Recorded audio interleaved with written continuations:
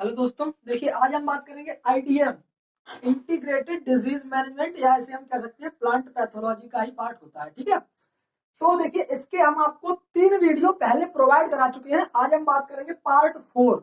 देखिए इसका सिलेबस थोड़ा ज्यादा होता है, तो इसलिए हमने क्या किया, इसको हमने इस टेबल फॉर्म में पहले हमने इस प्रकार से डिस्क्राइब कर लिया।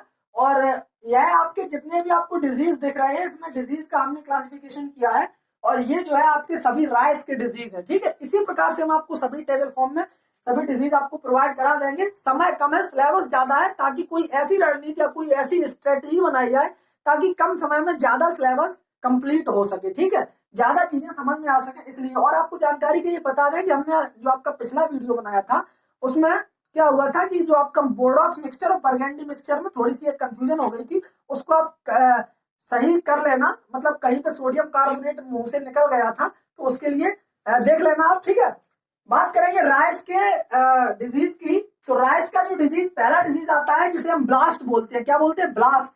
ब्लास्ट को हिंदी में हम झुलसा के नाम से जानते हैं। किसके नाम से? झुलसा। ठीक है, तो ब्लास्ट जो होता है, इसे ब्लास्ट को ही रोटन नेक भी कहते हैं। रोटन नेक का मतलब होता है, नेक का मतलब होता है गर्दन, और रोटन यानी कि जो गर्दन होती है किसकी? धान की, मीन्स राइस की। जो राइस का प्लांट होता है, जो राइस का कुछ इस प्रकार से मान लीजिए ये प्लांट है, और यहाँ पर ये आपकी यहाँ पे तुम पढ़ रहा होगा, यहाँ देखिए ये जो है ये आपकी धान की ईयर हो गई। ठीक है, तो ये जो है राइस की आपकी ईयर हो गई। यहाँ पे रॉट हो जाता है। कहाँ पे? यहाँ पे ये नेक होती है। ठीक है, तो यहाँ पे क्या हो जाता है, इस पोर्शन पे जहां से वो ईयर निकली होती है, या हेड जिसे हम बोलते हैं, वहां से वो बाल जो बोलते हैं ना, वहां से जो निकली होती है, वहीं पर आपका रॉटन नेक मीन्स रॉट लग जाता है। ठीक है, इसीलिए इसे रॉटन नेक भी कहा जाता है। ठीक है, इसीलिए इसे रॉटन नेक भी कहा जाता है। ठीक है, इसका जो कॉजल ऑर्गेनिज्म होता है वह होता है पायरिकुलेरिया ओराइजी। क्या होता है? पायरिकुलेरिया ओराइजी होता है। ठीक है, इसे रिच मैन डिजीज भी कहा जाता है। क्या कहा जाता है? रिच मैन डिजीज भी कहा जाता है। और यह जो है आपका एयरबॉर्न डिजीज होता है। कैसा होता है? एयरबॉर्न मीन्स वायु जनित रोग होता है। ठीक है, एक होता है आपका सीड बॉर्न, एक होता है सॉयल बॉर्न, एक होता है एयरबॉर्न। ठीक है, तो यह आपका एयरबॉर्न डिजीज होता है, मीन्स वायु जनित डिजीज। कौन सा? ब्लास्ट। हो सकता है पूछ ले कि ब्लास्ट जो है वह किस प्रकार का डिजीज है, तो यह आपका एयरबॉर्न डिजीज है। इसका जो कॉजल ऑर्गेनिज्म है वह क्या है? पायरिकुलेरिया ओराइजी होता है। ठीक है, इसका अन्य नाम क्या है? तो इसका अन्य नाम में रिचमैन डिजीज मीन्स इसे जो है अमीरों का रोग भी कहा जाता है, और इसे जो है रॉटन नेक भी कहा जाता है। इसके सिम्टम्स की यदि हम बात करें, इस पर हमें लक्षण क्या दिखाई देते हैं, इस रोग के चलते हुए हमें लक्षण क्या दिखाई देते हैं, तो ब्राउन स्पिंडल आई और बोट शेप मीन्स आंख के आकार के हमें ब्राउन स्पिंडल दिखाई दे जाते हैं या दिखाई देते हैं। कैसे? ब्राउन कलर के आई और बोट। ठीक है, आई के आकार के मीन्स आंख के आकार के आपको कुछ इस प्रकार के जो है स्पिंडल दिखाई देते हैं। तो और उसके अलावा सीजन एंड मीन्स जब सीजन की एंड होती है तब वहां पर रॉटन नेक लगता है। रॉटन नेक अभी हमने आपको बताया, वह जो है रॉटन नेक कब लगता है? जब सीजन का एंड होता है। ठीक है, या इसी को कॉलर रॉट भी हमें दिखाई देता है। ठीक है, इन्फेक्टेड पेडिसेल, जो आपका पेडिसेल इन्फेक्ट होता है, जो भी पेडिसेल इन्फेक्ट होता है उसमें क्या होता है? नॉन प्रोडक्शन, वह प्रोडक्शन नहीं देता है। इस क्रिया को हम ब्लैंकिंग कहते हैं। क्या कहते हैं? इस क्रिया को हम ब्लैंकिंग कहते हैं। तो हो सकता है कि पूछ ले कि ब्लैंकिंग किसे कहते हैं, तो ब्लैंकिंग यानी कि ब्लास्ट के डिजीज से इन्फेक्टेड पेडिसेल जो कि नॉन प्रोडक्शन देता है, या जो कि हमें प्रोडक्शन नहीं देता है, यही क्रिया आपकी ब्लैंकिंग कहलाती है। क्या कहलाती है? ब्लैंकिंग कहलाती है। इस रोग के लिए हम मैनेजमेंट क्या करते हैं? इस रोग के मैनेजमेंट के लिए हम सीड ट्रीटमेंट कर देते हैं। किससे? थीराम से सीड ट्रीटमेंट कर देते हैं एट द रेट 2.5 ग्राम पर केजी के हिसाब से, पर केजी ऑफ सीड के हिसाब से 2.5 ग्राम सीड ट्रीटमेंट कर देते हैं। किससे? थीराम से। और इसके अलावा स्प्रे ऑफ मैंकोजेब, खड़ी फसल में मैंकोजेब का स्प्रे कर देते हैं 0.3% के हिसाब से। ठीक है, उसके अलावा बीएलबी का मतलब होता है bacterial leaf blight. Bacterial leaf blight या कहीं कहीं बैक्टीरियल ब्लाइट भी लिखा होता है। तो बैक्टीरियल लीफ ब्लाइट जो होता है इसे हम ब्लास्ट को रिचमेंट डिजीज कहते हैं, बैक्टीरियल लीफ ब्लाइट को हम कहते हैं पुअर मैंस डिजीज। क्या कहते हैं? Poor men's disease. ठीक है, मींस गरीबों का रोग। इसका बैक्टीरियल लीफ ब्लाइट का जो कॉजल ऑर्गेनिज्म होता है वह होता है जेंथोमोनास ओराइजी पैथोवर ओराइजी। इसका जो पैथोवर होता है वह ओराइजी होता है। क्या होता है? ओराइजी होता है। ठीक है, इसमें क्या होता है? क्रिसेक बनता है। क्रिसेक का मतलब जो आपकी सीडलिंग होती है वह विल्ट हो जाती है। सीडलिंग का मतलब नर्सरी स्टेज में जो पौधे होते हैं वह कैसे हो जाते हैं? विल्ट हो जाते हैं। ऐसी क्रिया को हम क्या कहते हैं? क्रिसेक कहते हैं। Occurs in nursery means nursery stage में ही जो सीडलिंग होती है वह जो है आपकी जो पौध होती है वह विल्ट हो जाती है। क्या हो जाती है? विल्ट मींस उकट जाती है, जिसे हम उकठा बोलते हैं। ठीक है, तो क्रिसेक बोलते हैं। और इसमें क्या बनता है? एलोइंग बैक्टीरियल ऊज बनते हैं। क्या दिखाई देते हैं? कहां पर? सरफेस पर। सरफेस ऑफ लेजिन्स के सरफेस पर हमें क्या दिखाई देते हैं? बैक्टीरियल येलोइंग बैक्टीरियल ऊज हमें दिखाई देते हैं। ठीक है, इसके मैनेजमेंट के लिए हम क्या करते हैं? सीड ट्रीटमेंट एनी एंटीबायोटिक्स का प्रयोग करते हैं। एंटीबायोटिक्स का मतलब यहाँ पर स्ट्रेप्टोसाइक्लिन का प्रयोग, सॉरी स्ट्रेप्टोमाइसिन का प्रयोग कर सकते हैं। ठीक है, टेरामाइसिन का प्रयोग कर सकते हैं। 0.015% स्ट्रेप्टोमाइसिन का प्रयोग करते हैं। बैक्टोमाइसिन का प्रयोग कर सकते हैं। यानी कि कोई भी एंटीबायोटिक कोई भी हो सकती है आपकी दवाई, उसका प्रयोग हम कर सकते हैं। ठीक है, उसके अलावा आता है आपका brown leaf spot. Brown leaf spot यानी कि इसे हम हिंदी में कहते हैं धान का भूरी पत्ती धब्बा रोग। क्या कहते हैं? भूरी पत्ती धब्बा रोग। क्या कहते हैं? भूरी पत्ती धब्बा रोग होता है। इसको हम हिंदी में भूरी पत्ती धब्बा रोग कहते हैं।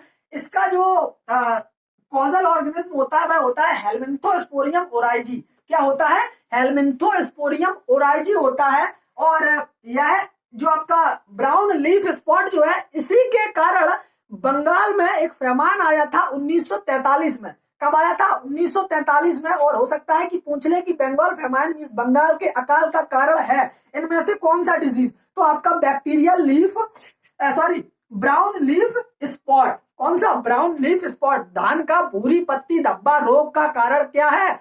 Responsible for Bengal famine. कब आया था? 1943 में आया था। ठीक है, कब आया था? 1943 में आया था। तो इसमें देखिए क्या होता है, इसमें पैथोजन इन्फेक्ट द कोलियोपटाइल। ठीक है, कोलियोपटाइल जो सीडलिंग होती है उसके कोलियोपटाइल को इन्फेक्ट कर देते हैं। कोलियोपटाइल को इन्फेक्ट कर देते हैं। ब्लाइटिंग मींस झुलस जाते हैं। मैनी डार्क ब्राउन, बहुत से ब्राउन कलर के गहरे धब्बे, सर्कुलर धब्बे दिखाई देते हैं। Oval spot on upper surface of leaves. कहां पर? पत्ती के ऊपरी लेयर पर या ऊपरी सरफेस पर। ठीक है, तो सरफेस पर हमें दिखाई देते हैं कैसे? सर्कुलर ओवल स्पॉट माना धब्बे। कैसे? मैनी डार्क ब्राउन मीन्स गहरे बादामी कलर के धब्बे, या ऐसे हम काले कलर के भी बोल सकते हैं। Severe deficient in potash deficient in soil, यानी कि जब मृदा में, किसके कारण होता है कि जब मृदा में पोटास की कमी पाई जाती है। किसकी कमी पाई जाती है? पोटास की कमी पाई जाती है, तब यह डिजीज होता है। कौन सा डिजीज? Brown leaf spot. इसके लिए हम क्या करते हैं? सीड ट्रीटमेंट कर देते हैं एग्रोसान या सेरोसान के द्वारा। किसके द्वारा? एग्रोसान GN या सेरेसान के द्वारा से ट्रीटमेंट कर देते हैं। ठीक है, उसके अलावा दूसरा आता है आपका, अगला आता है खैरा डिजीज। आपने कई बार नाम सुना होगा खैरा डिजीज का। खैरा डिजीज यह आपका नर्सरी अवस्था में लगने वाला रोग है।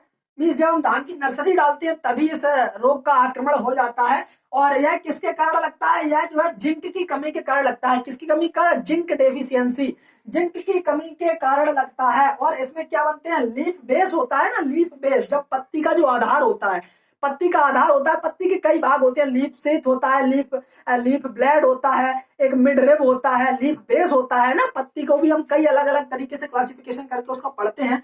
तो जो पत्ती का निचला पोर्शन होता है जिसे हम लीफ बेस बोलते हैं, उस पर क्या हमें देखने को मिलता है? पैचेस देखने को मिलते हैं।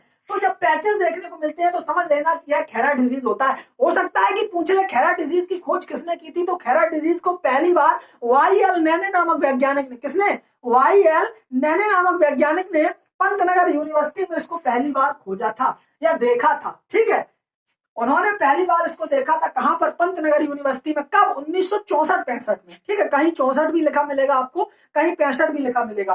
तो इसके मैनेजमेंट या इसकी रोकथाम के लिए हम क्या करते हैं, zinc sulphate at the rate 5 kilogram per hectare के हिसाब से छिड़काव कर देते हैं। यदि जब खेत में या हमारी फसल में रोग लग चुका है, रोग जब लग चुका है तब हम क्या करेंगे, जिंक सल्फेट 5 किलोग्राम प्रति हेक्टेयर के हिसाब से डालेंगे। और यदि हम सोइंग टाइम पे हम क्या करते हैं, सोइंग टाइम पर ही हम 25 किलोग्राम जिंक सल्फेट का प्रयोग कर देते हैं सॉरी, प्रयोग कर देते हैं, तो यह रोग ना लगने की संभावना हो जाती है। ठीक है दूसरा आता है आपका बकानी डिजीज। क्या आता है, बकानी डिजीज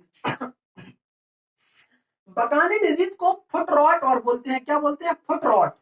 फुट माना होता है पैर, रॉट माना होता है किसी के ऊपर जलना। ठीक है, जलन टाइप हो जाती है, तो रॉट, सड़न, सड़न बोल सकते हैं रॉट को। ठीक है, सड़न।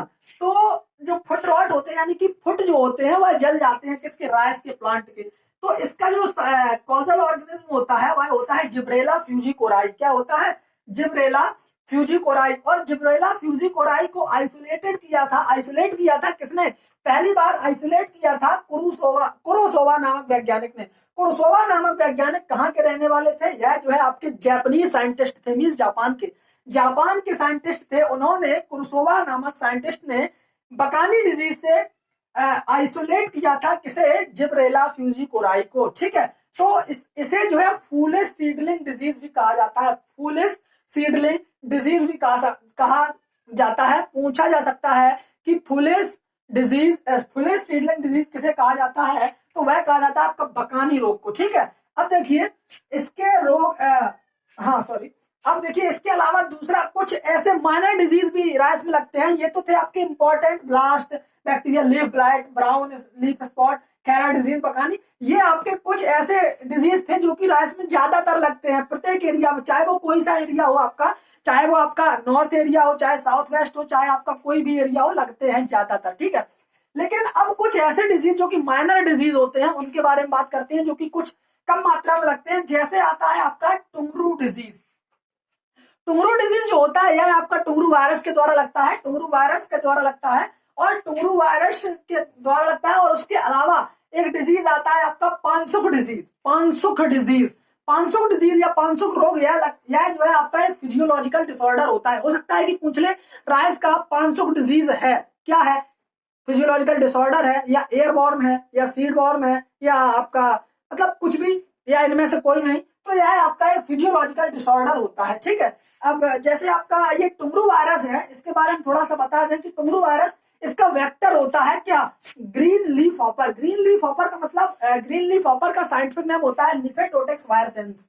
निफेटोटेक्स वायरसेंस के द्वारा ऐसे मींस इसका वाहक होता है, उसी के द्वारा ऐसे ट्रांसमिट किया जाता है। किसके द्वारा, निफेटोटेक्स वायरसेंस या ग्रीन लीफ हॉपर के द्वारा टुंगरू वायरस को ट्रांसमिट किया जाता है, तभी जो है टुंगरू डिजीज लगता है किसमें, राइस में। ठीक है, और इसके जो अवस्था, इसमें जो हमें सिम्टम देखने को मिलते हैं भाई क्या होते हैं, स्टंटिंग ऑफ प्लांट स्टंट हो जाता है, और येलोइंग ऑफ लीव्स, जो लीव्स होती है वह पीली पड़ जाती है। कैसी पड़ जाती है, पीली पड़ जाती है। उसके अलावा जैसे आपका 8वां अगला डिजीज है वह है आपका ग्रासी स्टंट। यह आपका वायरल डिजीज होता है। ग्रासी स्टंट यह आपका वायरल डिजीज होता है जो कि ट्रांसमिट किया जाता है ब्राउन प्लांट हॉपर के द्वारा। किसके द्वारा, ब्राउन प्लांट हॉपर। और ब्राउन प्लांट हॉपर का जो साइंटिफिक नेम होता है वह होता है नीला पैरावेटा ल्यूगेंस। क्या होता है, नीला पैरावेटा ल्यूगेंस होता है। इसके अलावा अगला डिजीज है आपका फॉल्स स्मट। जो आपका फॉल्स स्मट होता है उसका कॉजल ऑर्गेनिज्म क्लेविसेप्स और आईजी होता है। क्या होता है, क्लेविसेप्स और आईजी होता है। ठीक है, देखिए अब हम बात करेंगे व्हीट के जो डिजीज हैं उनके बारे में। इसमें कुछ डिजीज जो है आपके आ गए हैं और कुछ जो है हम आपको आगे बताएंगे। जैसे कि देखिए इसमें पहला आता है, व्हीट में लगती है आपकी रस्ट। व्हीट में सबसे पहले आपकी क्या लगती है, रस्ट लगती है। तो देखिए रस्ट व्हीट में आपकी 3 प्रकार की लगती है। कितने प्रकार की, तीन प्रकार की। तो देखिए पहली रस्ट जिसे हम बोलते हैं ब्राउन या ब्राउन रस्ट को ही हम लीफ रस्ट भी कहते हैं। क्या कहते हैं? लीफ रस्ट भी कहते हैं। तो इसका जो साइंटिफिक नेम होता है, और ज्यादातर इसके साइंटिफिक नेम ही ज्यादा पूछे जाते हैं, तो इनके साइंटिफिक नेम थोड़ा आप याद कर लेना, ब्राउन रस्ट या फिर लीफ रस्ट। देखिए ब्राउन रस्ट का जो साइंटिफिक नेम होता है वह होता है पक्सिनिया ग्रैमिनेस रिकनडाटा। क्या होता है? पक्सिनिया ग्रैमिनेस रिकनडाटा। ठीक है। अब देखिए यह most damaging in our country, हमारे देश में सबसे ज्यादा गेहूं में यही रस्ट, तीनों में से सबसे ज्यादा यही रस्ट जो है हानि पहुंचाती है। ठीक है। उसके बाद यह अर्लीस्ट एपियर, और यह सबसे जल्दी अवस्था में, गेहूं की सबसे अर्लीस्ट अवस्था में यह देखने को मिल जाती है। ठीक है। और नाम है इसका क्या? लीफ रस्ट या ब्राउन रस्ट। तो देखिए लीफ रस्ट का मतलब इसके जो इसका जो अटैक होता है वह किस पर होता है? लीफ पर होता है। कैसा? ब्राइट ऑरेंज कलर के जो है स्कैटर्ड दिखते हैं। किस पर? लीफ पर। लीफ पर हमें क्या दिखते हैं? Brown orange colour, sorry bright orange, चमकीले नारंगी कलर के हमें स्कैटर्ड दिखाई देते हैं। सो कॉल्ड लीफ रस्ट, इसलिए इसे लीफ रस्ट कहा जाता है। ठीक है। उसके बाद दूसरा आता है आपका येलो या स्ट्रिप रस्ट। येलो या स्ट्रिप रस्ट। येलो का मतलब पीला, यानी कि ये रस्ट जो है वह कहीं ना कहीं पीले कलर से रिलेटेड है। ठीक है। स्ट्रिप रस्ट यानी कि इसका जो साइंटिफिक नेम होता है वह होता है पक्सिनिया ग्रैमिनेस स्ट्रीफॉर्मिस। स्ट्रिप रस्ट से आप याद करें, यदि स्ट्रिप कहीं आपको लिखा मिल जाए तो स्ट्रिप का मतलब होता है स्ट्रीफॉर्मिस। तो उसका नाम याद करने की बस थोड़ी सी यही ट्रिक है कि यदि आपको लिखा मिल जाए येलो रस्ट या स्ट्रिप रस्ट, तो स्ट्रिप रस्ट का scientific name Puccinia graminis striiformis होता है। ठीक है। और इसे killer disease of sorry Puccinia graminis striiformis, और यह जो है आपका क्या सिम्टम इसके क्या होते हैं? लेमन येलो कलर के। लेमन येलो कलर के हमें क्या दिखाई देते हैं? पिस्टल्स दिखाई देते हैं। ठीक है। पिस्टल्स दिखाई देते हैं, डेवलप हो जाते हैं। कैसे? लेमन येलो कलर के, नींबू के जैसे जैसे कलर का नींबू होता है ना, उसी कलर के जो है आपको क्या पिस्टल्स दिखाई देते हैं आपकी किस पर? गेहूं की पत्ती पर। ठीक है। गेहूं के ऊपर। ठीक है। मेजर रस्ट, यह जो है तीनों रस्टों में से है मेजर रस्ट इन नॉर्थ वेस्ट। कहां पर? North west in our country, हमारे देश में। यह जो है कौन से भाग में? उत्तरी भारत में। ठीक है। उत्तरी पश्चिमी भारत में यह जो है सबसे ज्यादा लगती है। ठीक है। इसका अटैक सबसे ज्यादा होता है। Damage early stage of crops, यह जो है सबसे अर्ली स्टेज ऑफ क्रॉप्स होती है, यह जो है अर्ली स्टेज में ही इसका आक्रमण हो जाता है। और उसके अलावा तीसरी जो रस्ट है वह आती है आपकी ब्लैक या स्टेम रस्ट। ब्लैक या स्टेम रस्ट, स्टेम का मतलब स्टेम पर आक्रमण करती है। तो इसका जो साइंटिफिक नाम होता है वह होता है पक्सिनिया ग्रैमिनेस ट्रेटिसाई। क्या होता है? पक्सिनिया ग्रैमिनेस ट्रेटिसाई। और पक्सिनिया ग्रैमिनेस ट्रेटिसाई के अलावा इसका जो इसे अन्य नाम किलर डिजीज ऑफ व्हीट भी कहा जाता है। क्या कहा जाता है?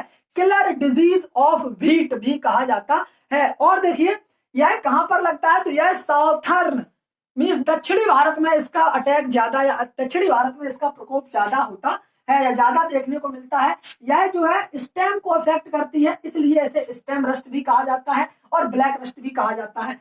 इसके जो है ब्राउन पिस्टल्स बनते हैं। ब्राउन पिस्टल देखने को हमें कैसे?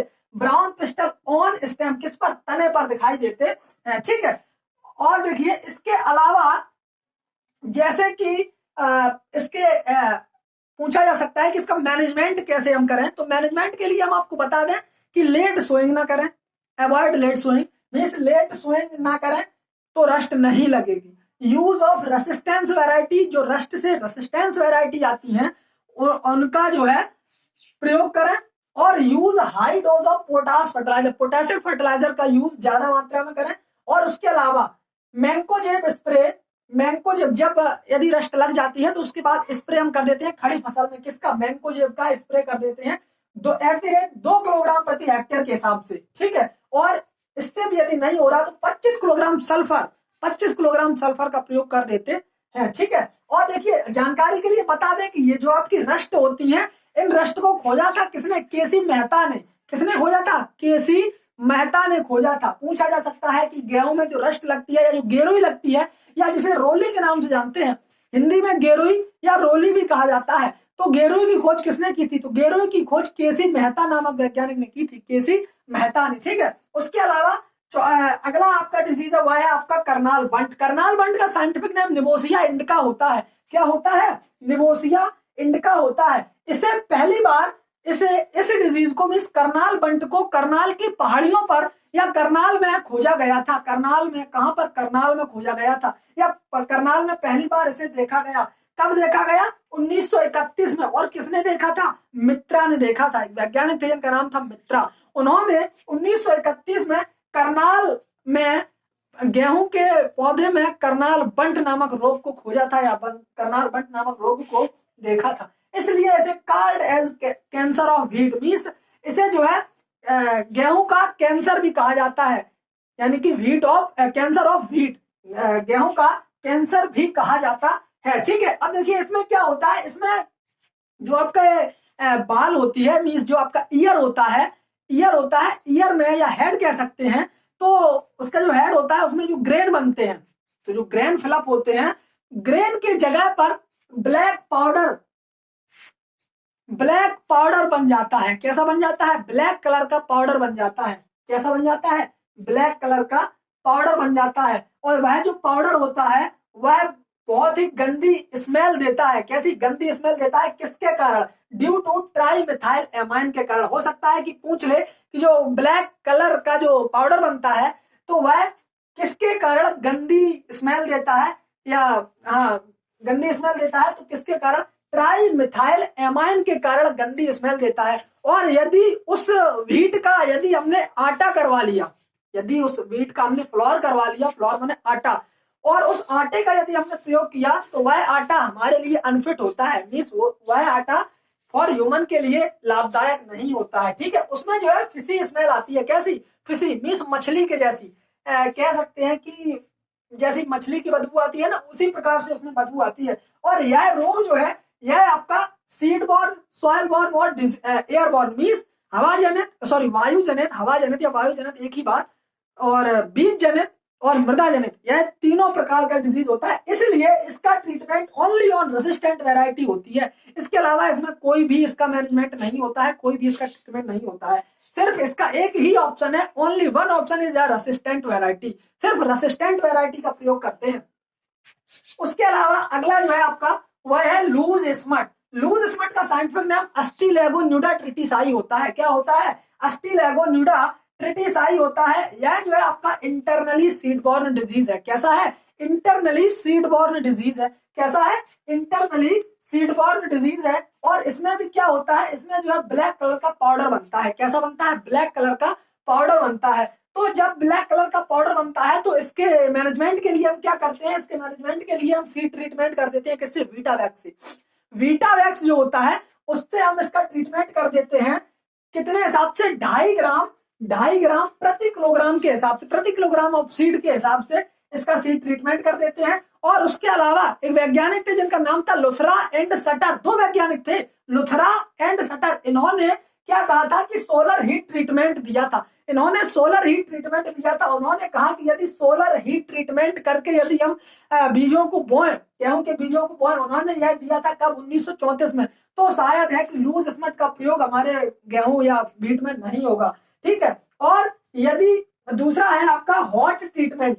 हॉट ट्रीटमेंट का मतलब है कि जो आपका 54 डिग्री सेंटीग्रेड, 45 डिग्री सेंटीग्रेड पर 30 मिनट के लिए यदि हम किसी बीज को या व्हीट के बीज को, सीड को रख देते हैं तो जो है वहां पर लूज स्मट होने की संभावना नहीं रहती है। तो गिवन बाय स्विंगल, यह किसने दिया था? स्विंगल नामक वैज्ञानिक थे, उन्होंने दिया था। और यदि ऐसी कंडीशन बनती है तो ऐसी कंडीशन बनती है यदि ऐसे रोग, लूज स्मट का प्रकोप हमारे फील्ड में हो जाता है, हमारी क्रॉप्स में हो जाता है, तो इसके लिए हम क्या कर देते हैं? रोगिंग कर देते हैं। मींस पौधे, जो आपके रोग वाले पौधे होते हैं उनको हम उखाड़ करके फेंक देते हैं या उखाड़ करके जला देते हैं। ठीक है, तो यह बात हो गई आपकी किसकी? रोगिंग मींस लूज स्मट के बारे में। ठीक है, देखिए कुछ रोग आपके रह गए थे, जैसे आपका अगला रोग था पाउडरी मिल्ड्यू। क्या? Powdery mildew. पाउडरी मिल्ड्यू का मतलब है, नाम से ही तात्पर्य हो रहा है, पाउडरी मिल्ड्यू चूड़ल आस्था। ठीक है, तो पाउडरी मिल्ड्यू यह जो है फंगस के द्वारा लगने वाला रोग है। फंगस के द्वारा लगने वाला रोग है। इसका जो साइंटिफिक नाम होता है वो होता है इरिसिफी ग्रैमनेस ट्रेटिसाई। इसका भी पुराना नाम है, यह क्या है, पुराना नाम है इरिसिफी ग्रैमनेस ट्रिटिसाई, लेकिन अब इसका जो वर्तमान में नाम है वह है ब्लूमेरिया ट्रिटिसाई। क्या है, ब्लूमेरिया ट्रिटिसाई, ठीक है। तो इसके जो सिम्टम्स देखने को मिलते हैं वह व्हाइट पाउडर बनाता है, कैसा, सफेद कलर का चूर्ण बनाता है। कहां पर, अपर सरफेस ऑफ लीव्स, जो आपकी अपर सरफेस ऑफ लीव्स का मतलब है पत्ती की ऊपरी सतह पर, कहां पर, ऊपरी सतह पर व्हाइट कलर का चूर्ण बनाता है। तो इसके लिए हम क्या करते हैं, इसके लिए, इसके मैनेज के लिए, इसके मैनेजमेंट के लिए हम सल्फर डस्ट का प्रयोग करते हैं। कितना, 25 किलोग्राम प्रति हेक्टेयर के हिसाब से सल्फर डस्ट का प्रयोग करते हैं। उसके बाद आता है आपका टुंडू डिजीज, टुंडू या सेहू डिजीज। टुंडू, इसे टुंडू डिजीज या सेहू डिजीज भी कहा जाता है। इसका जो साइंटिफिक नेम या इसका यह रोग जो लगता है वह आपका बैक्टीरिया प्लस निमेटोड दोनों के कारण लगता है, ठीक है। बैक्टीरिया भी इसका वाहक होता है और निमेटोड भी इसका वाहक होता है। तो इसका जो है क्या है, क्लेबीबैक्टर ट्रिटिसाई प्लस एंगुइना ट्रिटिसाई, इन दोनों के द्वारा लगता है। और इसका जो सिम्टम्स है, इसके जो सिम्टम्स है वह क्या बनाता है, ब्राइट येलो कलर स्लिमी ऊज बनाता है। और कहां पर, on leaves and inflorescence means पुष्पक्रम पर और पत्ती पर ब्राइट मींस चमकीले पीले कलर के स्लिमी ऊज बनाता है या ओज बनाता है। तो यदि यह कंडीशन आपकी किसी फसल में हो जाती है तो उसके लिए हम क्या करते हैं, रोगिंग कर देते हैं। मींस जो आपके इन्फेक्टेड पौधे होते हैं उनको हम उखाड़ करके जला देते हैं। ब्राइन सॉल्यूशन का प्रयोग करते हैं। ब्राइन सॉल्यूशन का मतलब है कि पानी प्लस नमक का घोल मिला करके, कितना, 20% मिला करके उसमें हम पहले गेहूं के बीज को डाल देते हैं ताकि उसमें जो है टुंडू डिजीज या सेहू डिजीज का आक्रमण ना हो, ठीक है। तो इसका प्रयोग करते हैं। उसके अलावा आता है फ्लैग स्मट। फ्लैग स्मट का जो साइंटिफिक नाम होता है वह होता है यूरोसाइटिस ट्रिटिसाई। क्या होता है, यूरोसाइटिस ट्रिटिसाई होता है। और इसके अलावा कुछ ये अदर डिजीज है जो कि माइनर डिजीज होते हैं। इनका सिर्फ आप इतना जान लीजिए कि जो फ्लैग स्मट होता है उसका साइंटिफिक नाम यूरोसाइटिस ट्रिटिसाई होता है। हिल बंट या इसे हम हिंदी में पहाड़ी बंट के नाम से जानते हैं, इसका साइंटिफिक नाम टिलिटिया फोइटिडा होता है। क्या होता है, टिलिटिया फोइटिडा होता है। और इसके अलावा year Kokil of wheat, year Kokil of wheat, इसका साइंटिफिक नाम एंगुइना ट्रिटिसाई होता है। क्या होता है, एंगुइना ट्रिटिसाई होता है। मैनेज्ड बाई, इसे जो है हम किसके द्वारा कंट्रोल करते हैं, किसके द्वारा मैनेज करते हैं, तो 20% ब्राइन सॉल्यूशन का प्रयोग करते हैं। किसका प्रयोग, बुआई से पहले 20% ब्राइन सॉल्यूशन में यदि हम उस बीज को डाल देते हैं तो वहां per year Kokil of wheat का प्रकोप नहीं हो पाता है, ठीक है। तो ये बात थी आपकी राइस एंड व्हीट के कुछ डिजीजेस की, जिसमें हमने आपको कुछ पैथोजेंस के बारे में बताया, उनके सिम्टम्स के बारे में बताया। उसे मैनेज करने के लिए हमने कुछ आपको मेडिसिन या कुछ आपको ऐसी दवाएं बताई ताकि उनको मैनेज किया जा सके। तो देखिए, कोशिश की कि कुछ आपको समझ में आ सके, क्योंकि टाइम कम है, समय कम है, सिलेबस ज्यादा है, इसलिए कुछ इस प्रकार से था। यदि वीडियो अच्छा लगा हो तो वीडियो को लाइक, कमेंट, शेयर अवश्य करें। और यदि अभी तक आपने हमारे टेलीग्राम चैनल को ज्वाइन नहीं किया है तो टेलीग्राम चैनल को भी ज्वाइन कर सकते हैं, बिकॉज वहां पर हम आपको बने बनाए नोट्स पीडीएफ माध्यम में या फोटोज के माध्यम में और आपको लगातार अपडेशन देते रहते हैं। तो आप टेलीग्राम पर जाएंगे, स्टडी विथ टैलेंटेड बॉय करके हमने अपना चैनल बना रखा है। यदि वहां पर सर्च करेंगे आपको हमारा चैनल मिलेगा, हमारी फोटो मिलेगी, उस पर आप ज्वाइन कर सकते हैं, ठीक है। तो देखिए, आगे मिलेंगे आपसे अगले वीडियो में, तब तक के लिए जय हिंद, जय भारत, धन्यवाद।